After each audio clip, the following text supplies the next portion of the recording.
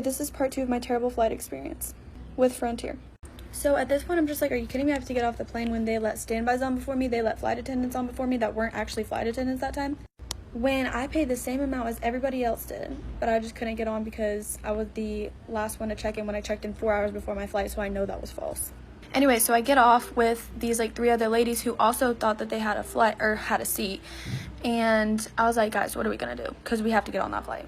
But of course, they were ignoring us, we literally asked them so many questions, and they're like, one sec. Like, acted like they were on the phone. So then I was like, when's the next flight? Like, so that I can get on that, hopefully. And then she was like, not until the morning, but that one's also full, and you probably won't have a good chance to get on that one. So I was like, okay, when can I, like, what can you guys do for me? You're not really helping out that much. So she was like, tomorrow at 10 p.m. So I was like, fine, I'll just take that one, whatever.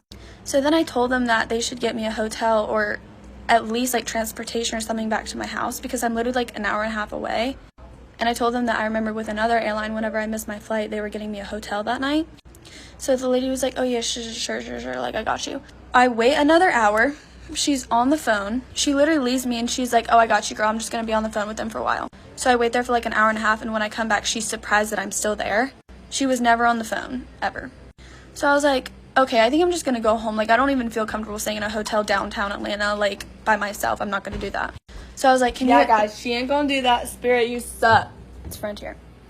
So then I was like, okay, can you at least pay for my Uber back to my house, because I know for a fact it's gonna be over $100 since I live over an hour and a half away. And she was like, yeah, we can't do that. So at this point, I was just so done with him. I'd been there for like 6 hours total, got nothing that I paid for. Didn't get any money back, didn't get a hotel, didn't get transportation needs, like nothing. So I paid over $100 to Uber back to my house. I tried to call their customer service line, and I was on hold for 2 hours, 2 different times. So then the next day I go up to them whenever I'm getting on my flight, because I was at the airport for like 6 hours, and I told them the whole situation, everything that happened. And she was like, oh, they must have let the standbys on before you. And I was like, okay, can I get like a flight or money or anything, like anything? My bag paid for, my check bag that I had to pay for twice. And she goes, oh, we can't do that here. You'll have to call. They don't answer their calls. So then I finally get to my gate that last day. Of course, the gate switches twice, and they don't text me about it. They don't email me about it. They don't text me about it.